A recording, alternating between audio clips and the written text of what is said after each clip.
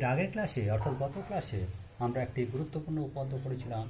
উপপাদ্য 34-এ বলা ছিল যে একটি বৃত্তচাপের উপর সম্মুখীনস্থ কোণ ওই একই চাপের দ্বারা গঠিত বৃত্তস্থ কোণের দ্বিগুণ। তারই রেফারেন্সে আমরা কতগুলো অঙ্ক করব এবং অঙ্কগুলো খুব ইম্পর্টেন্ট, তোমরা মন দিয়ে ভালো করে বুঝবে। দেখো, প্রথম চিত্র কোশ্চেনে ডান দিকে যে ছবি দেওয়া আছে সেই ছবিতে দেওয়া আছে কোণ বিওসি ইকুয়াল টু 100 ডিগ্রি হলে কোণ বিএসি অর্থাৎ বিওসি কী কোণটা পড়ছে, বিপিসি চাপের উপরে বিওসি কোণটা হচ্ছে কেন্দ্রস্থ কোণ। তাহলে কেন্দ্রস্থ কোণ দিয়ে দিয়েছে, আমার বিএসি কোণটা বের করতে হচ্ছে অর্থাৎ বৃত্তস্থ কোণ বের করতে পড়ছে। তো এর আগে আমরা উপপাদ্য 34-এ কী পড়েছিলাম, কেন্দ্রস্থ কোণ বৃত্তস্থ কোণের দ্বিগুণ। তাহলে আমরা যদি ঘুরিয়ে বলি তাহলে বৃত্তস্থ কোণ কেন্দ্রস্থ কোণের কত হবে, স্বাভাবিক ন্যাচারালি অর্ধেক। তাহলে সেই সেন্সটাকে কাজে লাগিয়ে আমরা দেখো এই অঙ্কটা করব।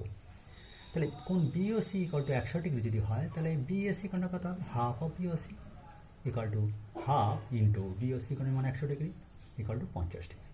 তাহলে অর্থাৎ যদি কেন্দ্রস্থ কোণ 100 ডিগ্রি হয়, বৃত্তস্থ কোণ তার অর্ধেক 50 ডিগ্রি হল।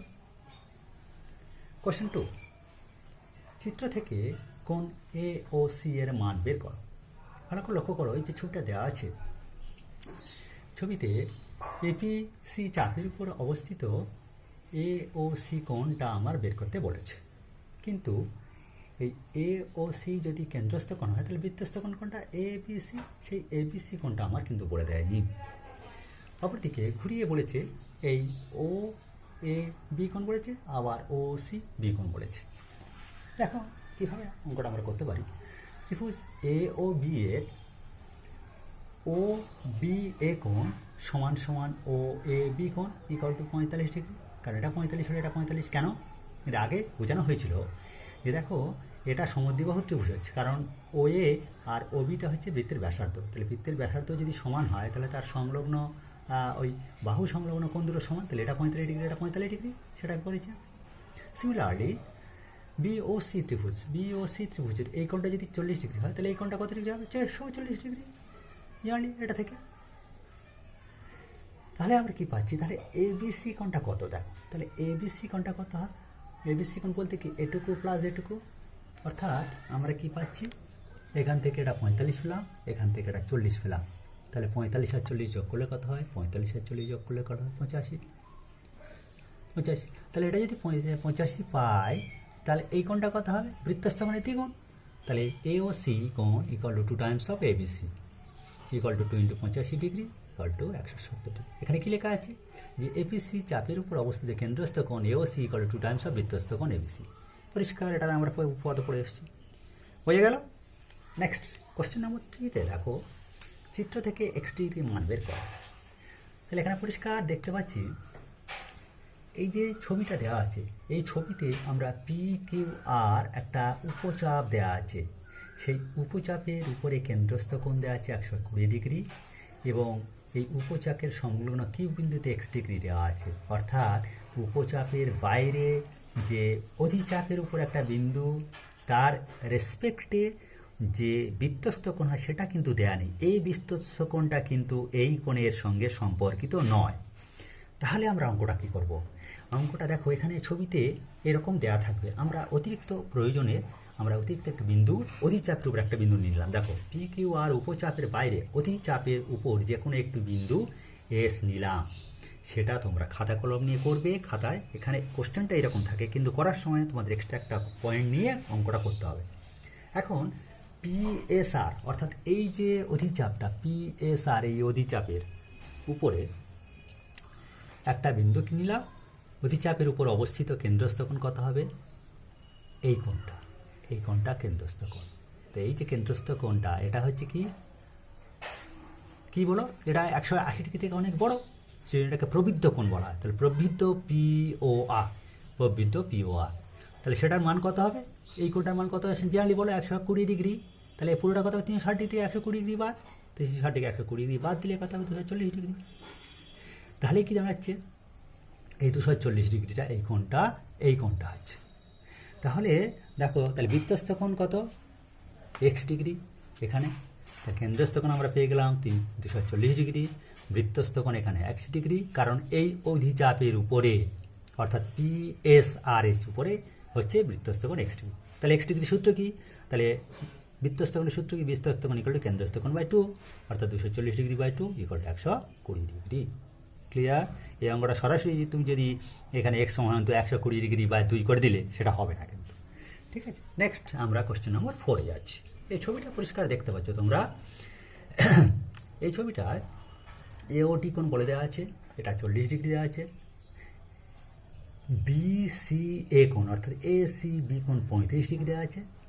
সেখান থেকে তাহলে BOD অর্থাৎ এই এখান থেকে পুরোটা এই পর্যন্ত কত হবে? এই পুরোটা এখান থেকে কত হবে? তাহলে এখানে যদি আরেকটা বলেছে BCO, আরেকটা বলেছে BCO কোণটাও কত হবে, অর্থাৎ এখান থেকে এই পুরোটা এই পর্যন্ত কত হবে। এখন দেখো এই উপপাদ্যগুলো করার ছোটো ছোটো অঙ্কগুলো, এগুলো 2 নম্বরের অঙ্ক। এটা 2 নম্বর, প্রথমের দিকে এগুলো ছিল 1 নম্বরে। এখন এটা 2 নম্বরের অঙ্ক করতে গেলে তোমাদের খাতা কলম নিয়ে বসে এক্সট্রা কিছু কিছু করতে হয় বা খাতা করে করে করতে হয়। আমি যতটুকু বোঝানো দেখো বুঝতে পারো কিনা চিত্রানুসারে। কেন্দ্রস্থ কোণ কত? AOB, পরিষ্কার। তাহলে কেন্দ্রস্থ কোণ AOB, তাহলে AB চাপের উপরে কেন্দ্রস্থ কোণ যদি AOB হয় সেটা কি হবে? বৃত্তস্থ যে কোনো বৃত্তস্থ কোণের দ্বিগুণ হবে। তাহলে অর্থাৎ AB চাপের উপর কেন্দ্রস্থ কোণ AOB আর বৃত্তস্থ কোণ ACB। তাহলে ACB যদি 35 ডিগ্রি হয় তাহলে AOB কত হবে? তার টয়েস, দ্বিগুণ।